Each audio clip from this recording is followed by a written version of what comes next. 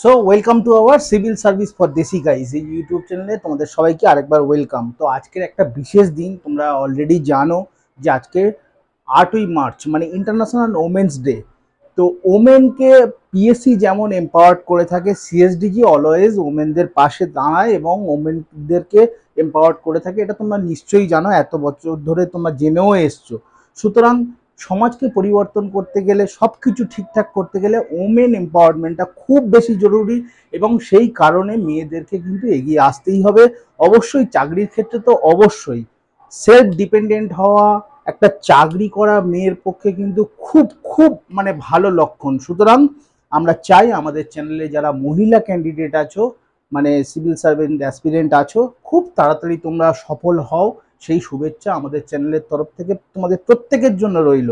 তো চলো আজকের যে টপিক নিয়ে আলোচনা করবো, static GK for food SI. তোমরা অনেকেই কমেন্ট করেছো যে স্যার বা দাদা স্ট্যাটিক জিকে নিয়ে, মানে ফুড এসআই যে পরীক্ষাটা আর কয়েকদিন পরেই হতে চলেছে, সেই পরীক্ষার জন্য স্ট্যাটিক জিকে পার্টে কিছু এমসিকিউ করিয়ে দাও। দেখো এই মুহূর্তে এমসিকিউ করিয়ে তোমাদেরকে কনফিউজ করব না, আমি ডাইরেক্ট তোমাদের ওয়ান লাইনার করিয়ে দেবো, জাস্ট তোমরা চোখ বুলিয়ে যাও।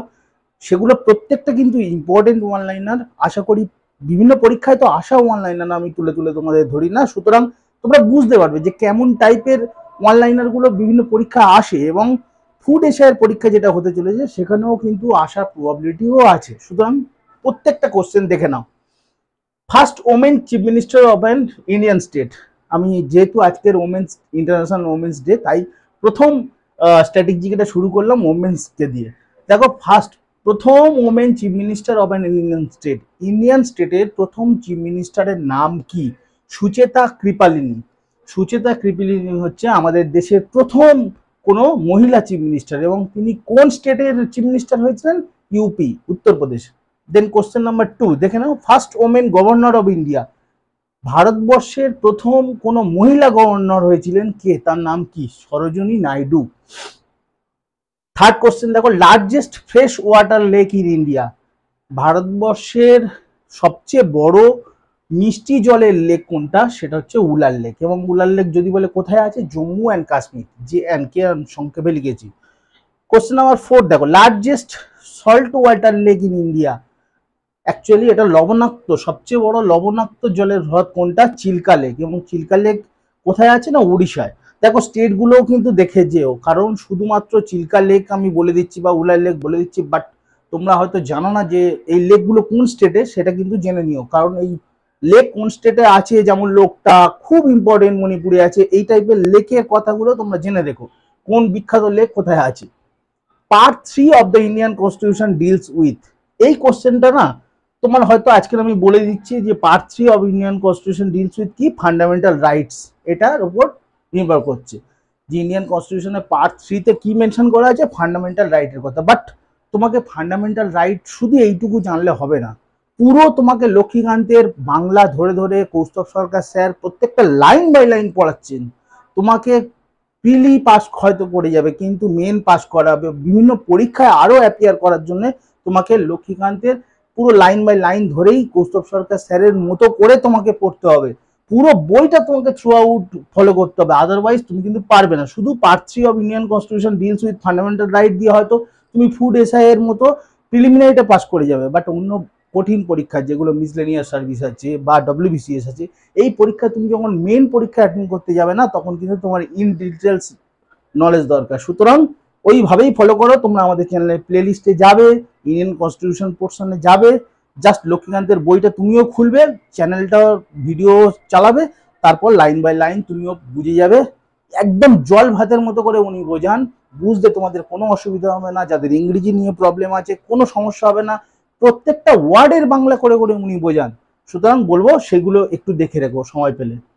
তো চলো নেক্সট কোশ্চেন দেখে নেওয়া যাক। তো চলো, fundamental duties is mention in which article? Fundamental duties Indian কনস্টিটিউশনে কত নম্বর আর্টিকেলে মেনশন করা আছে?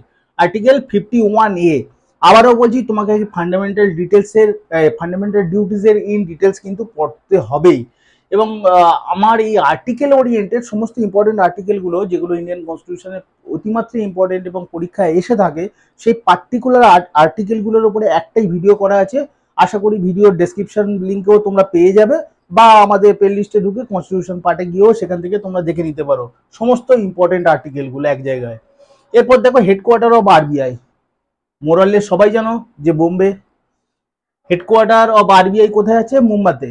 এবারে ব্যাপার হচ্ছে এই যে আরবিআই অ্যাকচুয়ালি এস্টাবলিশড হয়েছিল কবে? 1 এপ্রিল 1935। 1 এপ্রিল 1935 সালে আরবিআই এস্টাবলিশড হয়েছিল এবং কোন কমিশনের দ্বারা? এটা খুব ইম্পর্টেন্ট, সেটা হচ্ছে হিল্টন ইয়ং কমিশন। মনে রেখো, হিল্টন ইয়ং কমিশনের দ্বারা রিজার্ভ ব্যাঙ্ক অফ ইন্ডিয়া কিন্তু এস্টাবলিশড হয়েছিল।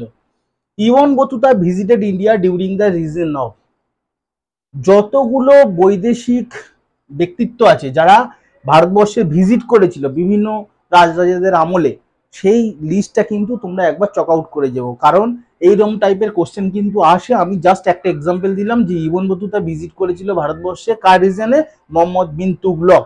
এবং মনে রাখো ইবন বতুতা ছিলেন মরক্কান একজন ট্রাভেলার।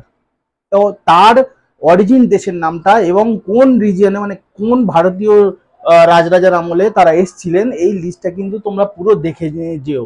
এরপর দেখো অথর অফ বন্দে মাতরম, বন্দে মাতরমের অথরের নাম কি? Bankimchandra Chatterjee. Then question number দেখো ইনফ্লেশন ইজ মেজার্ড বাই, আমরা যে বলি মুদ্রাস্ফীতি, মুদ্রাস্ফীতি কথাটা উল্লেখ করি না, সেই মুদ্রাস্ফীতি যা মেজার করা হয় কিসের দ্বারা? দেখো কনজিউমার প্রাইস ইন্ডেক্স। আবারও বলছি এটা ইকোনমিক্স এর কোশ্চেন, কোর ইকোনমিক্স এর কোশ্চেন। জাস্ট তুমি ইনফ্লেশন এবং কনজিউমার প্রাইস ইন্ডেক্স এই মুহূর্তের জন্য মুখস্থ করে যাচ্ছ, ঠিক আছে, দ্যাটস এনাফ। বাট তোমাকে ইকোনমিক্স বুঝতে গেলে কৌস্তব সরকারের স্যারের ক্লাস দেখতেই হবে, কারণ ওনার মতো ইকোনমিক্স তুমি পয়সা দিয়ে চাইলেও পাবে না ওরম টিচার। ইকোনমিক্স এত সুন্দর করে তোমার বুঝিয়ে দেবে, তোমার মাথার মধ্যে ঢুকিয়ে দেবে। তুমি ইকোনমিক্সের আমাদের ক্লাসগুলো দেখো না, তাহলেই বুঝতে পারবে যে ইকোনমিক্সের ভ্যালু অফ ক্লাসটা কি আছে। তো ইনফ্লেশন অ্যাকচুয়ালি মুদ্রাস্ফীতি, সেটা মেজার করা হয় কনজিউমার প্রাইস ইন্ডেক্স দ্বারা।